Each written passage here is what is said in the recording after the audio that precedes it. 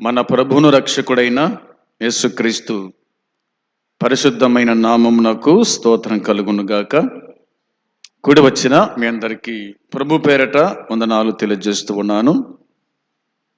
ఈ దినమున దేవుని వాక్యమైన బైబిల్ నుంచి కొన్ని మాటలు మనము చదివి ధ్యానం చేసుకుందాం. క్రీస్తు న్యాయపీఠం ఎదుట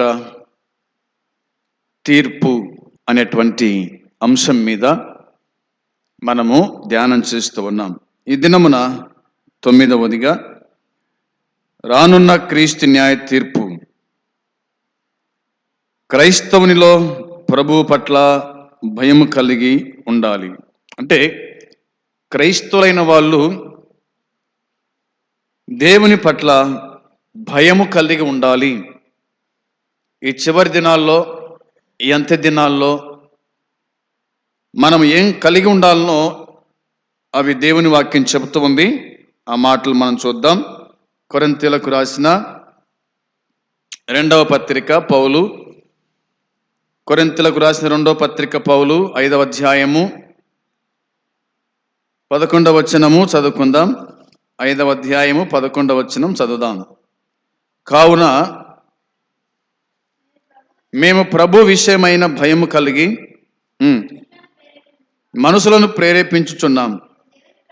మేము దేవునికి ప్రత్యక్షపరచబడిన వారం, మీ మనసాక్షులకు కూడా ప్రత్యక్షపరచబడి ఉన్నామని నమ్ముచున్నాము. ప్రార్థన చేద్దాం.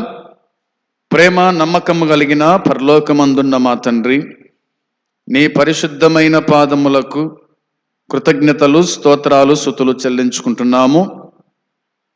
ఈ దినమున ఈ సమయంలో చదవబడిన లేఖన భాగమును బట్టి వందనాలు తండ్రి. స్తోత్రములు, దీవించండి. ఈ మాటలు మాకందరికీ అర్థమైనట్లుగా మీరు బోధించమని, సహాయం చేయమని, విశ్వాసికి ఆదరణ, పాపికి రక్షణ కలిగించే మాటలు బోధించండి, సహాయం చేయండి. ఈ దీనదాసుని కూడా మరుగుపరిచి మీరే మాట్లాడమని యేసై నామంలో ప్రార్థన చేస్తున్నాము తండ్రి. ఆమేన్. దేవుని వాక్యం చెప్తున్న మాట, క్రైస్తవులమైన మనము ప్రభు పట్ల భయము కలిగి ఉండాలి. దేవుడంటే భయం ఉండాలా, దేవుడంటే భక్తి ఉండాలా, దేవుడంటే మరి దేవుణ్ణి మనము సులకనగా చూడకూడదు. ఆయన మన సృష్టికర్త, నిర్మాణకుడు అనే సంగతి వాక్యం చెబుతోంది. యోసేపు అనే వ్యక్తి ఇలా అంటాడు, నేను దేవునికి భయపడువాడను అంటాడు. దేవునికి భయపడువాడు. దానియేలు దేవునికి భయపడువాడు. షడ్రకు, మెషకు, అబేద్నెగో వారు దేవునికి భయపడేవాళ్ళు. అబ్రహాం అయితేనేమి, ఇస్సాకు, యాకోబు అయితేనేమి, వీళ్ళంతా కూడా దేవునికి భయపడినారు. అంటే ఆయన కొడతాడని కాదు, ఆయన ఏమో చేస్తాడని కాదు. ఆయన దేవుడు, మనము ఆయన సంతానం, ఆయన పిల్లలం కాబట్టి దేవునికి మనం భయపడాలా. ఏ విషయంలో భయపడాలా? మనము పాపము చేయకుండా పరిశుద్ధంగా జీవించాలి. ఎందుకంటే యోసేపు అన్న మాట అదే కదా, నేను ఇంత ఘోర దుష్కార్యము చేసి ఎలా పాపమును కట్టుకుందును అన్నాడు. అందుకోసమే పాపానికి భయపడాలా. పాపం చేసేటప్పుడు దేవుడు గుర్తుకు రావాలా, అబద్ధం ఆడేటప్పుడు దేవుడు గుర్తుకు రావాలా, మోసం చేసేటప్పుడు దేవుడు గుర్తుకు రావాలా. దేవుని భయం కలిగిన వాడు పాపము చేయడు. దేవుని భయం కలిగిన వాడు అబద్ధం ఆడడు. దేవుని భయం కలిగిన వాడు ఏ పని చేయడు. దేవుని భయం అనేది లేఖనము మనకు గుర్తు చేస్తూ ఉంది. అందుకోసమే కావున మేము ప్రభు విషయమైన భయము నెరిగి మనుషులను ప్రేరేపించుచున్నాం. మేము దేవునికి ప్రత్యక్షపరచబడిన వారము, మా మనస్సాక్షులకు కూడా, లేదా మీ మనస్సాక్షులకు కూడా ప్రత్యక్షపరచబడి ఉన్నామని పౌలు భక్తుడు తన పరిచర్యలో ఈ మాట చెప్పినట్టుగా దేవుని వాక్యంలో మనము జ్ఞాపకానికి తెచ్చుకుంటున్నాం. ఇంకా ఏమన్నాడో చూడండి. ఫిలిప్పీయులకు రాసిన పత్రిక 2వ అధ్యాయము 12వ వచనం. ఫిలిప్పీయులకు రాసిన పత్రిక 2వ అధ్యాయము 12వ వచనంలో దేవుని వాక్యం ఇలా చెబుతుంది, కాగా నా ప్రియులారా, మీరెల్లప్పుడూ విధేయులై ఉండి విధేయులై ఉన్న ప్రకారము నా ఎదుట ఉన్నప్పుడును మాత్రమే గాక మరి ఎక్కువగా నేను మీతో లేని ఈ కాలమందును భయముతోను వణుకుతోను మీ సొంత రక్షణను కొనసాగించుకొనుడి. దేవునికి స్తోత్రం. పౌలు భక్తుడు ఫిలిప్పీ సంఘానికి రాస్తూ ఫిలిప్పీ సంఘములో ఉన్నటువంటి క్రైస్తవులకు రాసి చెప్పిన మాట, క్రైస్తవుల బాధ్యతల గురించి ఆయన మాట్లాడుకుంటూ వచ్చినాడు. నా ప్రియులారా, మీరెల్లప్పుడూ విధేయులై ఉన్న ప్రకారము నా ఎదుట ఉన్నప్పుడు మాత్రమే గాక మరి ఎక్కువగా నేను మీతో లేని ఈ కాలమందును భయముతోనూ వణుకుతోనూ మీ సొంత రక్షణను కొనసాగించుకోండి అన్నాడు. భయముతో వణుకుతో, భయము వణుకు ఈ రెండు సొంత రక్షణను మనము కాపాడుకొనగలుగుతాము అన్నది వాక్యం చెబుతుంది. కాబట్టి క్రీస్తులో రక్షణ పరిపూర్తి చేసుకుని ప్రయత్నానికి పౌలు భయము వణుకును జోడించినట్టుగా దేవుని వాక్యం చెబుతుంది. రక్షణ కాపాడుకోవాలంటే ఖచ్చితంగా ఏముండాలా? భయము వణుకు అనేది ఉండాలి అనే మాట చెప్పాడు. కాబట్టి ప్రతి దుష్టత్వము నుండి వారిని మళ్లించే దేవుని వాక్యం పట్ల దేవుని పిల్లలైన వారందరిలో పవిత్రమైన భయం ఉండాలి అన్నాడు. ఏ భయం ఉండాలంట? పవిత్రమైన భయం ఉండాలి. సాధారణంగా దేవుని యందలి భయం అంటే భక్తితో కూడిన నమ్మకం అని అర్థం. భక్తితో కూడిన నమ్మకము అనేది అర్థం. దీనికి సామెతల గ్రంథం 3వ అధ్యాయం 7వ వచనం, సామెతల గ్రంథం 8వ అధ్యాయము 13వ వచనంలో ఈ మాటలు మనకు కనిపిస్తాయి. కాబట్టి భయము అనేది ఉండాలా అని దేవుని వాక్యం చెబుతుంది.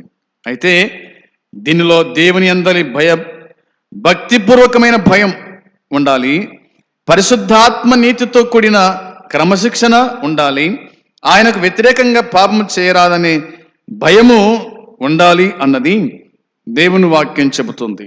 కాబట్టి భయము అనేది మనల్ని కాపాడుతూ ఉంది. భయము అనేది మనల్ని కాపాడుతూ ఉంది, పాపము చేయకుండా కాపాడుతుంది, అబద్ధం ఆడకుండా కాపాడుతూ ఉంది అనేది దేవుని వాక్యంలో మనము చూడగలుగుతాం. దీని గురించి మనం చాలా చెప్పుకోవచ్చు, కానీ ఒక మాట ఏంటంటే మనం భయముతోనూ వణుకుతోనూ మన సొంత రక్షణను మనము కాపాడుకునేవారుగా ఉండాలనేది పౌలు భక్తుడు ఇందులో చెప్పినట్టుగా మనం చూస్తాం. రండి, పేతురు రాసిన మొదటి పత్రిక 1:17లో దేవుని వాక్యం ఇలా చెబుతోంది. పేతురు రాసిన మొదటి పత్రిక 1వ అధ్యాయము 17వ వచనము చూడండి. 17వ వచనం రాయబడిన మాట, పక్షపాతము లేకుండా క్రియలను బట్టి ప్రతి వానిని తీర్పు తీర్చువాడు తండ్రి అని మీరు ఆయనకు ప్రార్థన చేయుచున్నారు కనుక మీరు పరదేశులై ఉన్నంత కాలము భయముతో గడుపుడి అన్నమాట ఉంది. ఎంతకాలం గడపాలంట భయముతో? మీరు పరదేశులై ఉన్నంత కాలము, ఈ భూమి మీద ఉన్నంత కాలము భయముతో గడపండి. భయముతో గడపండి, భయముతో గడపండి అన్నమాట ఉంది. ఈ లోకం విడిచేంత వరకు గుడుక, దేవుడు వచ్చేంత వరకు గుడుక మనం భయముతో గడిపేవారుగా ఉండాలి అనేది దేవుని వాక్యంలో మనము చూడగలుగుతున్నాం. ఈ విధంగా ఈ 3 అధ్యాయంలో 3 వచనాల్లో భయము కలిగి ఉండాలి అన్నది దేవుని వాక్యం చెప్తున్నమాట. మరొక మాట గుర్తు చేస్తాను, అదేమిటంటే అతడు గంభీర బుద్ధి గలవాడై మెలకువగా ప్రార్థించాలని దేవుని వాక్యం గుర్తు చేస్తూ ఉంది. మరి ప్రతి క్రైస్తవుడుక ఒకటి భయం కలిగి ఉండాలి, రెండవది ప్రార్థించువాడై ఉండాలా. భయం కలిగి ఉండాలి, రెండవది ప్రార్థించువాడే ఉండాలి. ఎలా ప్రార్థించాలా? మెలకువ కలిగి ప్రార్థించువాడై ఉండాలి. ఎందుకంటే మనకు ప్రార్థన ఎంతో ప్రాముఖ్యమైంది అన్నది దేవుని వాక్యం మనకు గుర్తు చేస్తూ ఉంది. అందుకోసమే భయం కలిగి ప్రార్థన చేయండి, మెలకువగుండి మీరు ప్రార్థన చేయండి అని దేవుని వాక్యం చెబుతుంది. చూద్దాం. అదే పేతురు రాసిన మొదటి పత్రికలో రాయబడిన మాట చూడండి. 4వ అధ్యాయము 5, 6, 7 వచనాలు. 4వ అధ్యాయము 5, 6, 7 వచనాలు చూద్దామా? సజీవులకును మృతులకును తీర్పు తీర్చుటకు సిద్ధముగా ఉన్న వారికి వారు ఉత్తరవాదులై ఉన్నారు.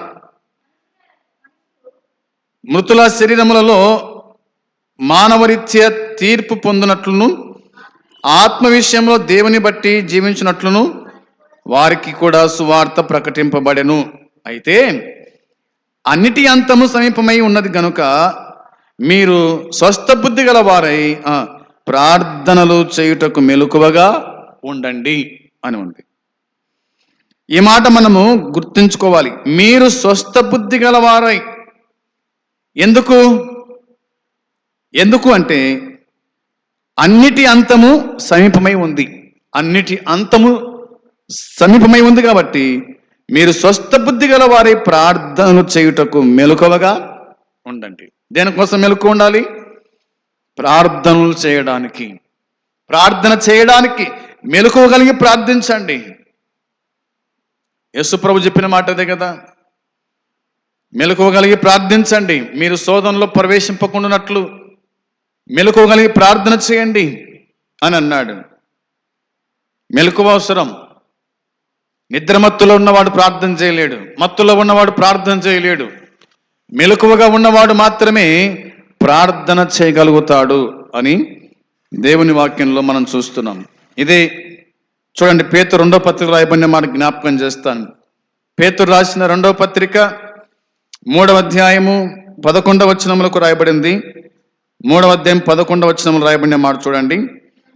ఇవన్నీ ఇట్లు లయమైపోనవై గనుక ఆకాశములు రవులుకొని లయమైపోనట్టు పంచభూతములు మహావేంద్రముతో కరిగిపోనట్టు దేవుని దినపు రాకడ కొరకు కనిపెట్టుచు దానిని ఆశతో అపేక్షించుచు మీరు పరిశుద్ధమైన ప్రవర్తనతోనూ భక్తితోనూ ఎంతో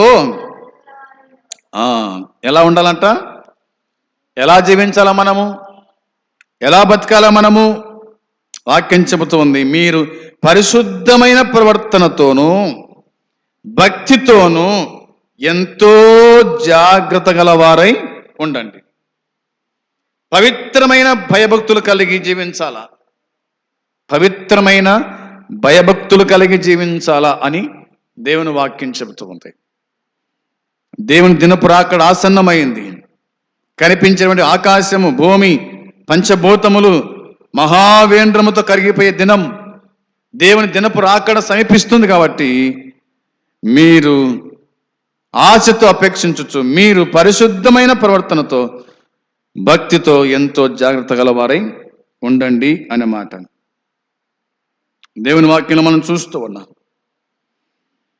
ప్రభు దినపు రాకడ అనే మాట ఉంది. దేవుడు అతి త్వరలో ఈ సృష్టిని భక్తినులను నాశనం చేయబోతున్నాడు కనుక ఈ లోక పద్ధతుల్లోనూ వ్యవహారాల్లోనూ అతుకుపోకూడదని దేవుని వాక్యం మనం గుర్తు చేస్తూ ఉంది. అందుని బట్టి జాగ్రత్తగా మన విశ్వాసాన్ని మనం కాపాడుకుంటూ భక్తి జీవితంలో ఎంతో బలపడేవారుగా ఉండాలని దేవుని వాక్యం చెబుతుంది. అందుని బట్టి అందరి పట్ల ఆయన కనికరము దయ చూపించాలని వాక్యం చెబుతుంది. ఈ భూమి మీద ఉన్నంత కాలంలో మనం ఏం చేయాలంటే అందరి పట్ల ప్రేమ చూపించాలా, కనికరము చూపించువారమై ఉండాలా.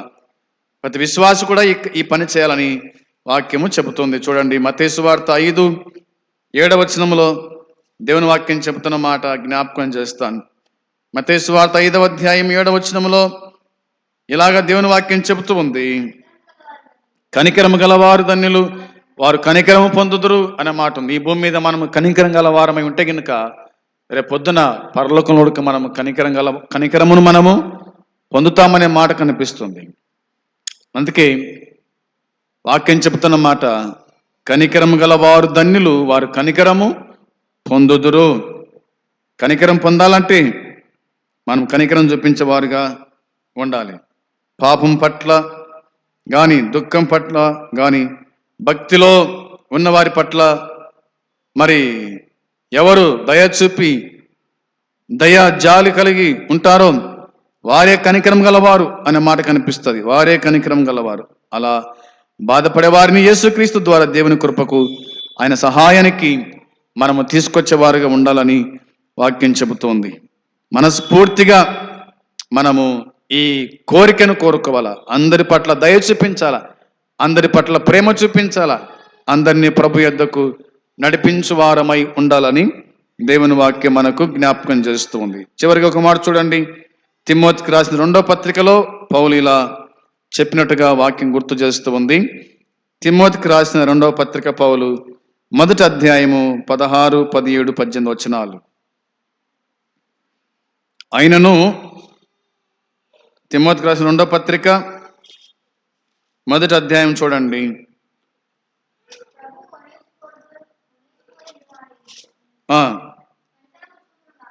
ప్రభు ఒనేసిఫోరు ఇంటి వారి యందు కనికరము చూపునుగాక.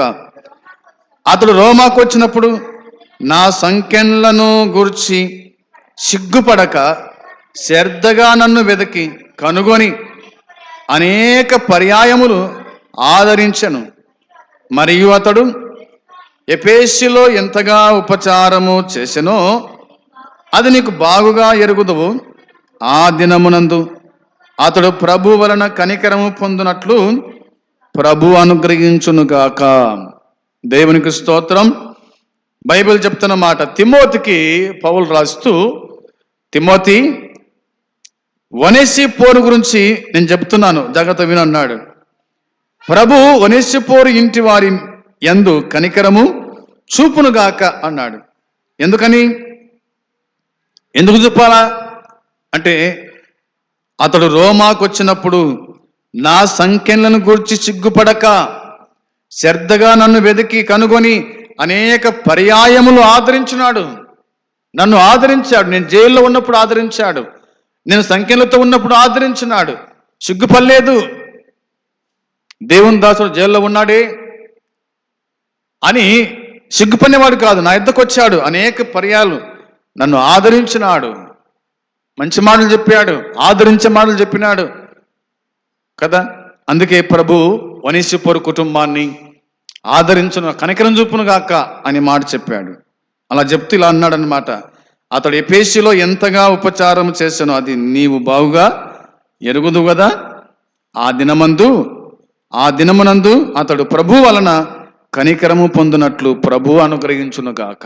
ఆ దినమున, ప్రభు దినమున, దేవుని రాకడలో ఆయన సింహాసనం ఎదుట ప్రభు అతని కనికరించునుగాక, ప్రభు వలన అతడు కనికరింపబడునుగాక అని దేవుని వాక్యం మనకు గుర్తు చేస్తూ ఉంది.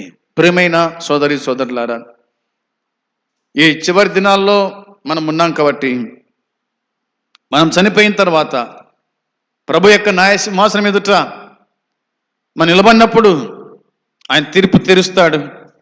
ఆ తీర్పులో మనము కలిగి ఉండవలసినటువంటి లేదా మన పనికి జీతము ఆయన అనుగ్రహిస్తాడని దేవుని వాక్యంలో మనం చూస్తున్నాం.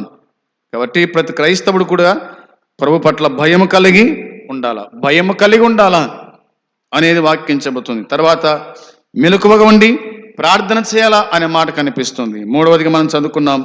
మూడవదిగా అందరి పట్ల కనికరము చూపించేవారుగా ఉండాలి, పవిత్రమైన భయము కలిగి ఉండాలన్న మాట కనిపిస్తుంది. ఈ 4 విషయాల్లో మనం జాగ్రత్తగా ఉండాలి. ఒకటేమో భయము కలిగి ఉండాలి, రెండవదేమో మెలకువ కలిగి ఉండాలి, మూడవదేమో పవిత్ర భయము కలిగి ఉండాలి, నాలుగవదేమో ప్రభు పట్ల కనికరము దయ చూపించేవారుగా ఉండాలి. అందరి పట్ల మనం అలా జీవించేవారుగా ఉండాలని వాక్యం చెబుతుంది. అలా జీవించుటకు దేవుడే మనకు సహాయము చేయునుగాక. ఆమేన్. ప్రార్థన చేద్దాం.